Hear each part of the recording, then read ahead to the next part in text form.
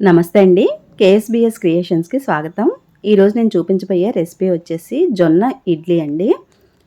మనం morning breakfast ఎలాగో ఇడ్లీలు చేసుకుంటాము చాలామందిమి. అది జొన్నలతో చేసుకుంటే షుగర్ పేషెంట్లకు కానీ మామూలు వాళ్ళకి కానీ చాలా హెల్తీగా ఉంటుందండి. ఇవి చాలా మెత్తగా వస్తాయి, ఇంకా చాలా టేస్టీగా కూడా ఉంటాయండి. ఇవి ఎలా ప్రిపేర్ చేసుకోవాలో ఒకసారి చూద్దాము. వీటి కోసం ముందుగా 1 గ్లాస్ వరకు మినపగుండ్లను తీసుకున్నానండి.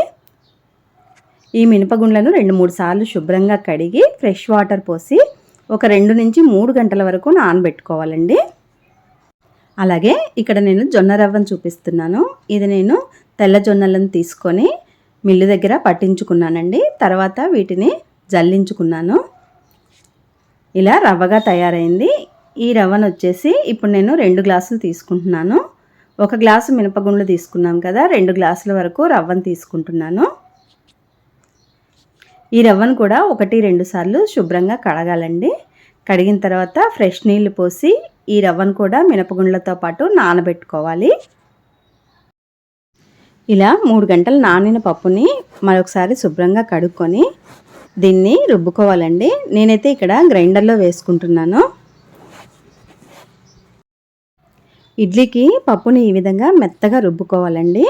ఇప్పుడు ఇది చాలా మెత్తగా అయింది. ఇందులోకి నేను సాల్ట్ వేసుకుంటున్నాను.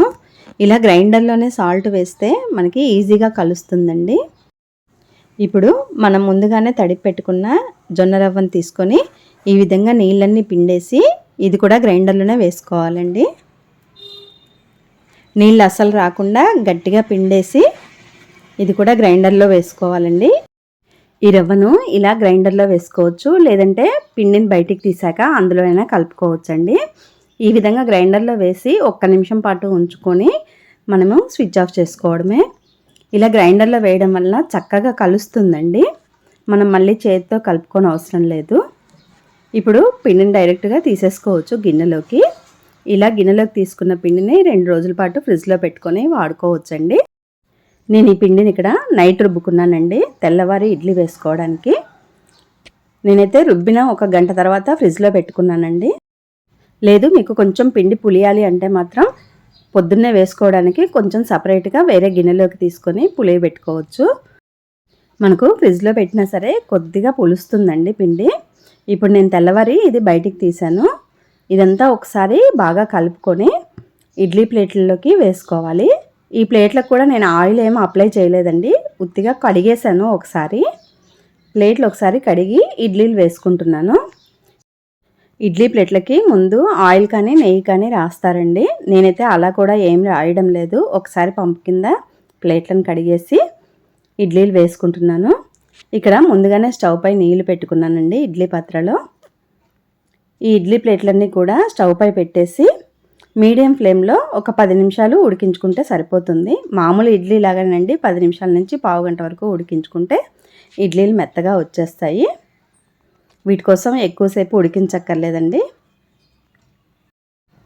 చూస్తున్నారు కదండి, ఇడ్లీ ప్లేట్లకి ఆయిల్ రాయకపోయినా ఎంత బాగా వచ్చాయో. ఇడ్లీలు కూడా చాలా మెత్తగా చాలా బాగా వస్తాయండి. దీనికి నేను ఇడ్లీ రవ్వ కానీ ఇంకా ఇడ్లీలో వేసే బియ్యం కానీ ఏమీ వాడలేదండి. ఉత్త మినపగుండ్లు ఇంకా జొన్న రవ్వే వాడాను. మీరు కూడా ఒకసారి ఇలా ట్రై చేయండి. ఈ రెసిపీ కనుక మీకు నచ్చినట్లయితే లైక్ చేయండి, షేర్ చేయండి, సబ్స్క్రైబ్ చేయండి. Thank you.